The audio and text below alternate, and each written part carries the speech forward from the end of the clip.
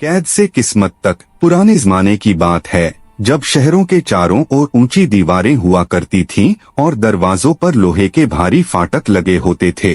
उसी दौर में एक अजीम सल्तनत थी जिसका हुक्मरान एक ऐसा बादशाह था जो खुद को बहुत समझदार समझता था, लेकिन असल में वह जल्दबाज और घमंडी था। उसकी सबसे बड़ी कमजोरी यह थी कि वह हमेशा अपनी बात को ही सच मानता था और किसी और की राय सुनना अपनी तौहीन समझता था। उसी सल्तनत की जेल में एक ऐसा कैदी बंद था जिसे बिना किसी गुनाह के कैद कर दिया गया था। वह न चिल्लाता था न शिकायत करता था, बस खामोशी से वक्त गुजारता रहता था। लेकिन जेल का दारोगा तक जानता था कि यह आदमी कोई आम इंसान नहीं है। एक दिन बादशाह के दरबार में एक बहुत बड़ी मुश्किल पैदा हो गई।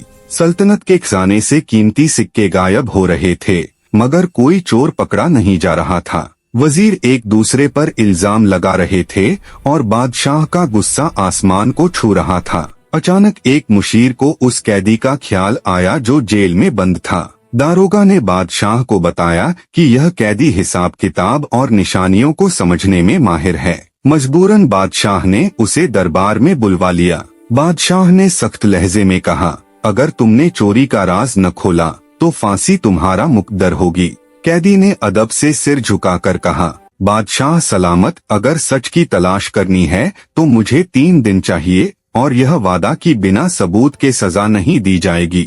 बादशाह हंस पड़ा, लेकिन मजबूरी में मान गया। कैदी ने खजाने का जायजा लिया, सिक्के गिने, जमीन और निशानियां देखी और तीसरे दिन सबको दरबार में जमा किया। उसने कहा, चोर कोई और नहीं बल्कि वही है जो सबसे ज्यादा वफादार नजर आता है। दरबार में सन्नाटा छा गया। चोर बादशाह का सबसे करीबी वजीर निकला। बादशाह ने गुस्से में उस वजीर को कैद करवा दिया, लेकिन फिर उसने कैदी को सिर्फ सिक्कों की एक थैली इनाम में दी और वापस जेल भेज दिया। रास्ते में कैदी ने बस इतना कहा, जो सच का बोझ उठाता है उसे अक्सर खाली हाथ ही रहना पड़ता है। यह बात बादशाह के कानों तक पहुंच गई। बादशाह ने कैदी को फिर बुलवाया और पूछा कि उसने यह जुमला क्यों कहा।